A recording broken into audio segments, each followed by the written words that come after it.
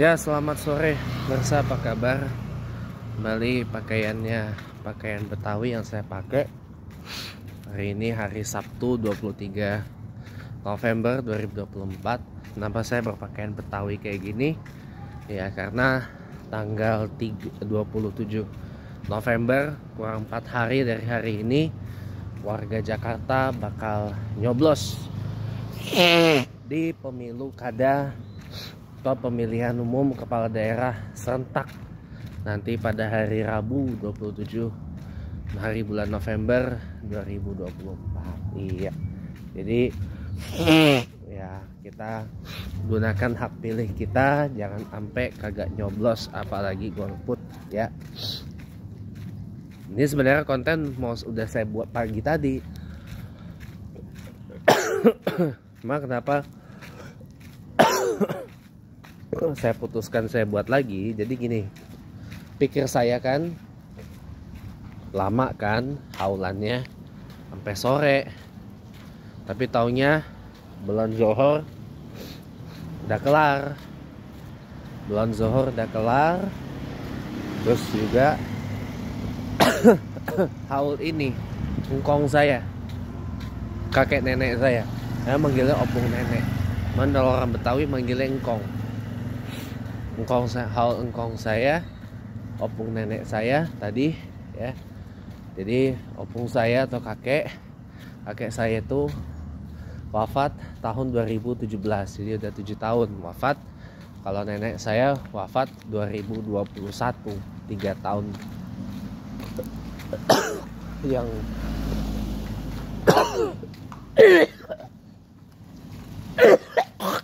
3 tahun lalu ya.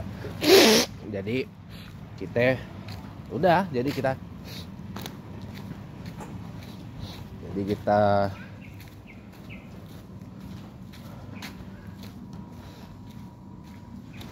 kita apa namanya, kita mainin apa haul tadi ya. Alhamdulillah lancar sih. Pikir saya kan sampai sore kan, pulangnya sore.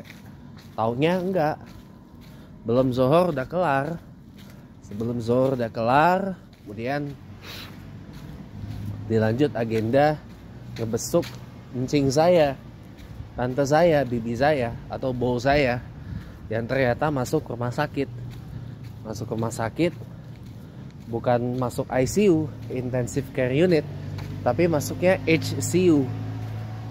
HCU, belum keluar ini sampai tadi.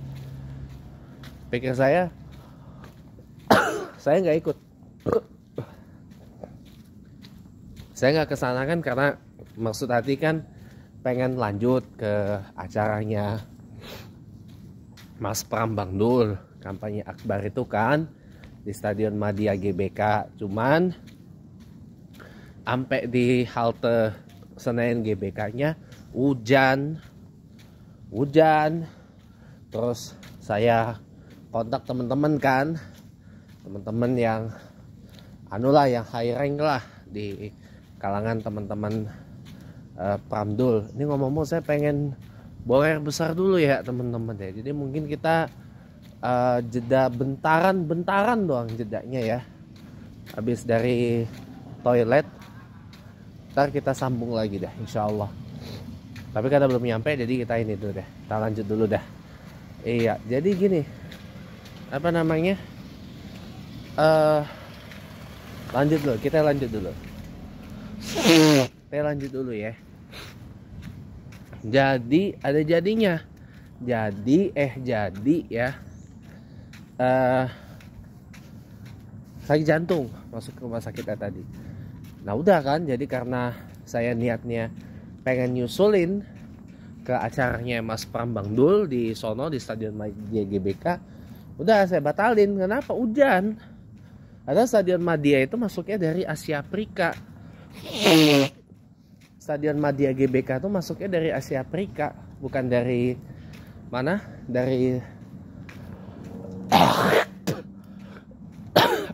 Kan dari Jalan Sudirman. Dan itu kan juga area terbuka. Udah, saya langsung nggak pakai ribet, nggak pakai apa. Setelah saya kontak temen-temen, udahlah balik aja gitu. Acara intinya sudah kelar jam 11-an, jam 11 pagi kan. Jam 11 pagi kelar tuh katanya acaranya. Jam 11 pagi kelar, selesai Mas Pram Bang Dul pidato dan ditutup dengan seremoni coblos nomor 3 yang dilakukan sama 2 mantan gubernur Jakarta yang datang situ. Bang Haji Poke, Haji Fauzi Bowo ya, gubernur Jakarta 2007-2012, dan Pak Ahok, Pak Basuki Cahayapurnama, gubernur Jakarta 2014-2017. Ini berhubung udah kebelet banget, jadi saya break dulu ya teman-teman ya, jadi jangan mana-mana. Ya, alhamdulillah, welcome back. Setelah tadi jeda nggak tahu udah berapa menit. Buang air besar tadi, sekarang udah jam 5.20 sore waktu Indonesia Barat ya. Kita maghrib jam 5.56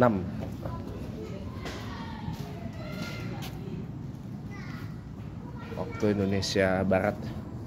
Nah teman-teman, tadi saya kan cerita bagaimana tadi. Nah, maksud hati saya tuh mau nyusulin ke Madya GBK acara Mas Pram Bang Dul kan. Tapi ternyata cuaca hujan, dan ternyata saya kontak-kontak teman-teman, acaranya udah kelar, udah selesai. Udah, saya nggak ada pilihan, balik aja udah gitu. Jadilah saya sekarang bisa bikin begini. Itu jadi ceritanya. Iya, ya.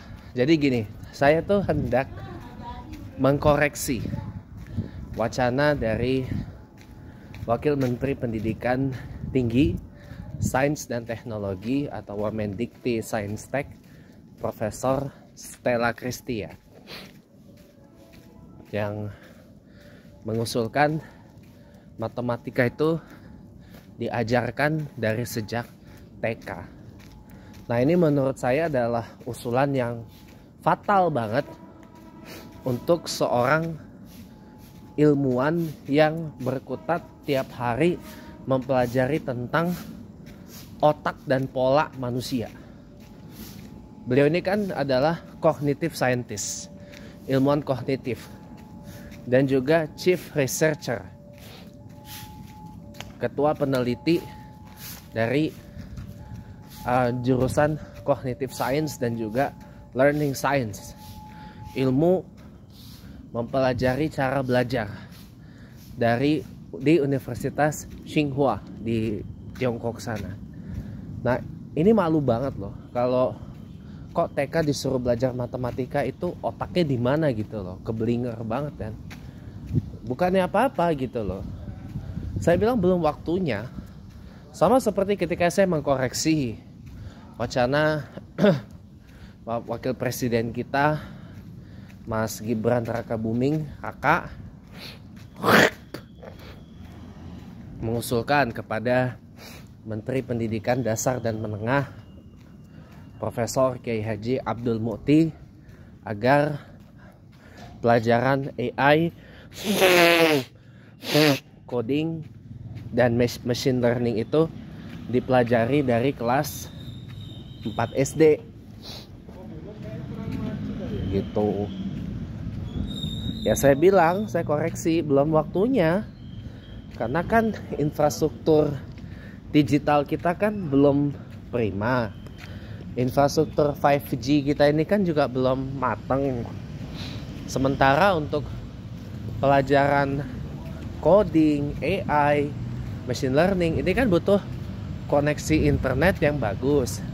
Ditambah juga para pelajarnya harus paling enggak ngerti lah cara mengoperasikan komputer. gitu loh, cara menjalankan komputer gitu loh.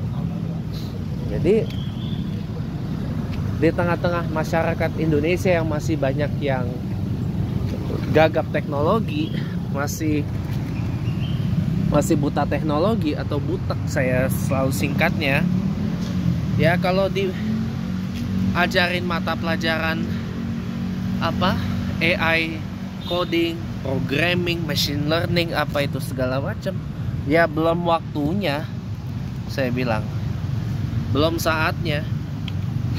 Dan maaf kalau boleh saya simpulkan, terlalu rashi atau terlalu terburu-buru gitu loh Mas Wapres mewacanakan hal itu. Makanya saya koreksi gitu. Nah sekarang Wakil Menteri Pendidikan Tinggi kita Profesor Stella Christy mengusulkan agar anak TK belajar matematika. Ya menurut saya salah kaprah juga. Kenapa? Karena belum waktunya juga.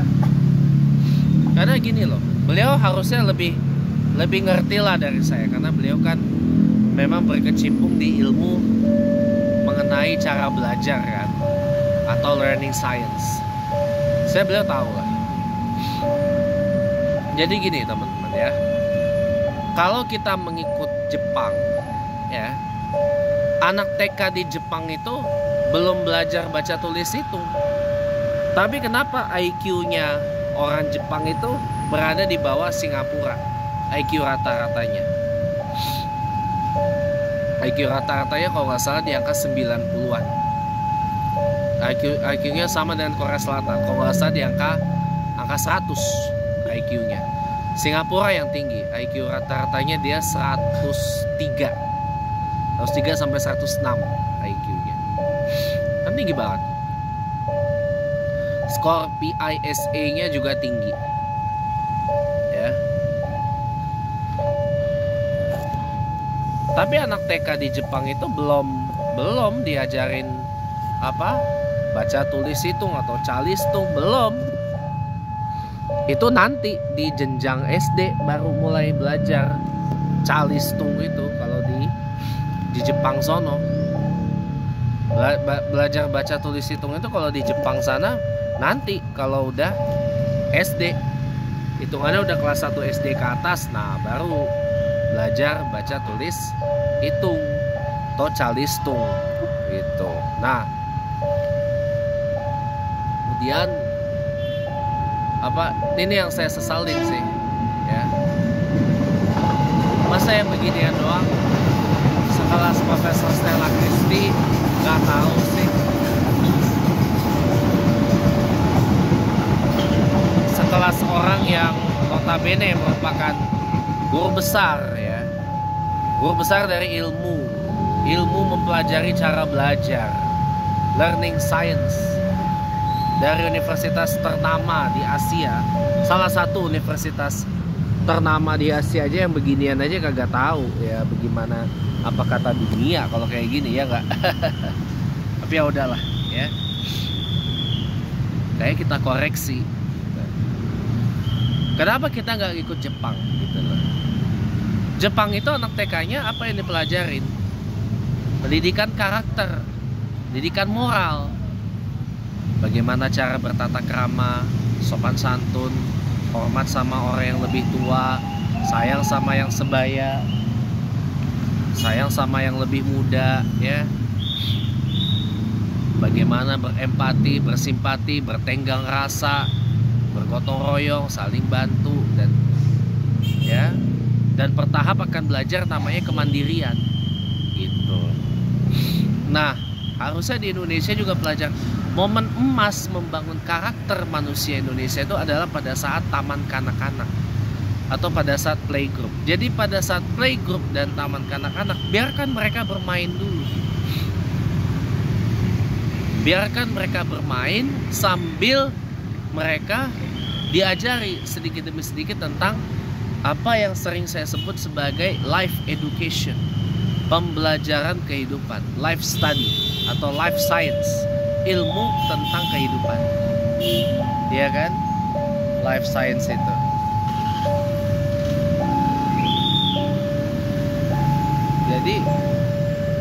apa namanya, mereka belajar tentang tadi sopan santun, tata krama, mengayomi, bahkan pelajaran tentang bagaimana menjaga kebersihan di tempat umum, bagaimana menjaga kerapihan, ketertiban di tempat umum, di tempat masyarakat. Itu udah diajarin dari zaman TK di Jepang itu. Nah, kenapa itu gak ditiru oleh Indonesia? Nah, kalau kita pengen membangun pendidikan karakter, membangun pendidikan moral Pancasila, membangun pendidikan moralitas, bagaimana membangun etika dari masyarakat Indonesia, bagaimana masyarakat Indonesia nanti kelak bisa menjadi masyarakat yang berempati, bersimpati, bergotong royong, dan seterusnya. Itu dimulai dari TK, dimulai dari taman kanak-kanak, dimulai dari playgroup, dimulai dari kindergarten, gitu, mulai dari taman kanak-kanak, gitu loh. Baru kemudian ketika sudah menginjak kelas 1 SD, belajar baca tulis, baru baca calisto,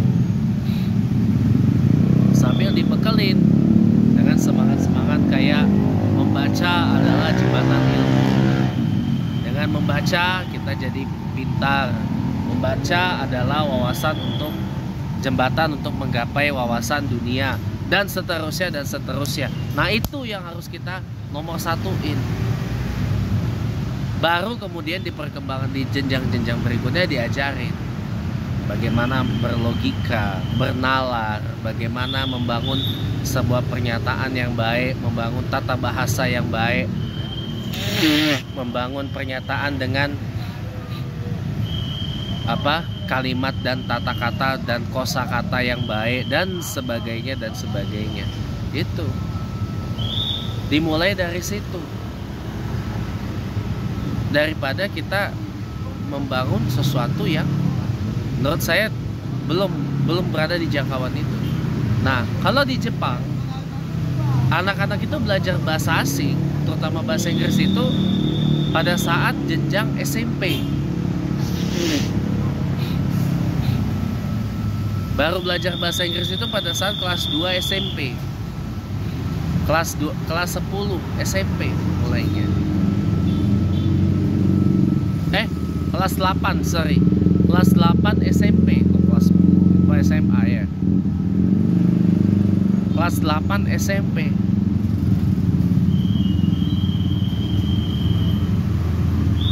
Baru mulai belajar bahasa asing.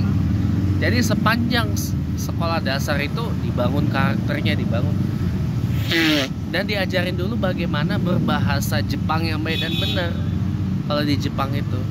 Dan diajarin dulu bagaimana bernalar, berlogika, dan membangun pernyataan dengan baik dan benar. Nah, di Jepang itu matematikanya diajarin bukan di SD memang. Dari SD ketika sudah belajar berhitung itulah diajarin matematika. Jadi bukan dari TK. Gitu loh. Jadi di berjenjang. Level-level kelas 1 sampai kelas 3 SD tambah-tambah kurang-kurang. Yang berikutnya baru perkalian dan pembagian dan seterusnya. Gitu. Kenapa kita nggak niru itu? Jadi si anak nggak terbebani dengan macam-macam. Atau yang selalu saya kampanyekan, saya mengekokan apa yang pernah disampaikan Bung Deddy Corbusier. Jadi setelah belajar baca tulis hitung itu, anak-anak itu diarah, dites dulu minat bakatnya, kelebihannya di bidang apa. Nah, itu yang kemudian dikembangkan di sekolah. Dengan apa? Kasih pembelajaran berdasarkan minat dan bakat itu lebih banyak. Maka insya Allah si anak itu akan menjadi spesialis di bidangnya.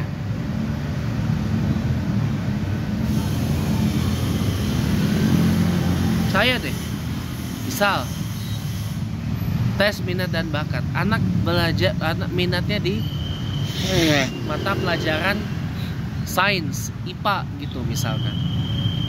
Ketika hasil tes minat dan bakatnya keluar, kalau sudah hasil tes minat dan bakatnya keluar,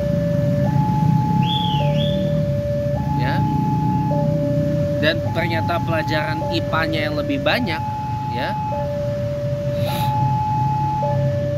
artinya kasih pelajaran IPA yang lebih banyak dibandingkan mata pelajaran yang lain. Siapa tahu bisa menjadi the next Stella Christie, the next Profesor Ken Sutanto, the next Profesor Nelson Tansu, dan next ilmuwan-ilmuwan ternama Indonesia yang lain. Siapa tahu begitu. Jadi kita jangan dipaksa untuk menguasai, menghafal semua mata pelajaran. Nggak penting. Kenapa saya bilang nggak penting? Karena memang ketika saya bertumbuh besarnya kita, itu mata pelajaran yang kita pelajari di sekolah itu satu persatu pasti akan terlupa, terbuang karena nggak dibutuhin dalam menjalani realita kehidupan. Mana ada coba rumus rumus converse inverse, Pythagoras apa segala macam dipakai buat bangun rumah misalkan, nggak kepake.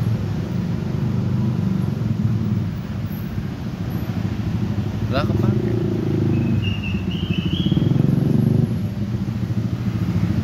Nggak kepake kawan-kawan. Jadi makanya kita sebenarnya tidak dididik untuk menjadi generalis yang bisa semua hal. Tapi kita dididik untuk menjadi spesialis dan mempakari, berahli di bidang-bidang tertentu. Itu kodrat kita. Makanya maaf, saya gak begitu setuju kalau TK suruh belajar matematika. Saya tuh gak pernah setuju. Masa sekelas wakil menteri yang notabene merupakan profesor yang mempelajari cara belajar kok mengeluarkan wacana gedabrus seperti itu? Kan nggak mungkin lah. Jadi bagi saya lebih baik ya pada saat TK atau playgroup ya, biarkan anak bermain dulu sambil diajari bagaimana menjadi orang yang beradab, yang berkarakter, yang bermoral, yang beretika, bertata krama, bersopan santun, berempati, bersimpati, dan seterusnya. Itu yang paling benar. Itu yang paling sah daripada ya belum waktunya tapi udah diajar. Nggak boleh begitu. Calistung itu diajari ketika nanti sudah masuk ke sekolah dasar, kelas 1, kelas 2, pelan-pelan, bertahap. Ya seiring gini, tes minat dan bakat. Minatnya apa? Bakatnya apa? Kelebihannya apa? Jadi seperti kuliah gitu loh, dijurusin sesuai dengan keahliannya, kepakarannya, minat dan bakatnya apa. Tapi sejak SD, sejak usia dini, sejak pendidikan dasar, sehingga nanti pada saat pendidikan tinggi nggak gelegapan gitu loh. Dan nggak ada lagi cerita anak SMP, SMA kagak bisa baca gitu. Saya sedih loh kalau dengar berita anak SMP, anak SMA nggak bisa baca. Itu saya sedihnya bukan main loh. Sedihnya saya tuh bukan main ya. Dari pendidikan dasar dulu, belajar baca, belajar tulis, menulis, belajar ngitung. Atau mau kayak Upin dan Ipin misalkan, anak TK, dari TK sudah belajar baca, ya kan? Kan Upin dan Ipin walaupun ini cerita fiktif ya, cerita bohongan gitu ya, cerita bohongan gitu ya, tapi ada lesson yang bisa diambil. Misalkan nih di TK Tadika Mesra, Tadika tuh taman didik anak-anak ya, di TK Mesra itu misalkan anak-anaknya diajarin baca dari sejak level Tadika, level TK gitu ya, nggak apa-apa juga gitu loh, tapi yang penting si anak itu nangkep dan anak gak terlalu di push hard untuk bisa baca gitu loh, nggak terlalu di push hard untuk bisa baca, untuk bisa matematik atau matematika, enggak. Tapi bertahap lah, kalau saya saran sih bertahap. Nanti itu baca listung apa itu nanti pas SD, nggak perlu dari TK. TK bangun dulu pondasinya sebagai manusia, itu pondasi sebagai manusia yang human, itu genuine human being itu seperti apa, itu dulu deh yang di nomor satu itu. Baru kemudian yang berikutnya itu diisi dengan kemampuan, keahlian sesuai dengan minat dan bakat yang dimiliki. Itu kalau dari saya sih solusi atau koreksi yang saya tawarkan kepada Kementerian Pendidikan Indonesia yang dipecah dua sekarang, Kementerian Pendidikan Dasar Menengah dan Kementerian Pendidikan Tinggi Sains dan Teknologi Republik Indonesia. Jadi udah aja gitu loh ya, udah aja mendingan kayak gitu deh, jalanin aja. Kalau misalkan ini didengar sama pihak pemerintah Presiden Prabowo Subianto, udah jalanin aja dulu apa koreksi atau solusi yang saya tawarin. Insya Allah deh bakalan apa, nggak ada lagi cerita yang namanya anak-anak SMP, anak-anak SMA kagak bisa baca, kagak bisa nulis, kagak bisa ngitung. Nah, ya itu aja dari saya. Jadi apa, sekali lagi, kalau ada wacana-wacana yang aneh-aneh tentang pendidikan itu pasti saya koreksi ya. Supaya apa? Supaya kita kalau mengkritisi program pemerintah itu, kita nggak asal nyinyir, kita nggak asal berhujah gitu loh. Tapi harus kita bawa solusi, kita koreksi, kita lurusin kayak gimana nih yang benar gitu loh. Agar hujahnya kita ini adalah hujah yang bagus lah ya. Jadi kita nih berhujah pun berhujah yang apik, berhujah yang bagus, berhujah yang benar lah, yang baik lah gitu. Kalau benar itu hanya Allah yang menilai. Oke?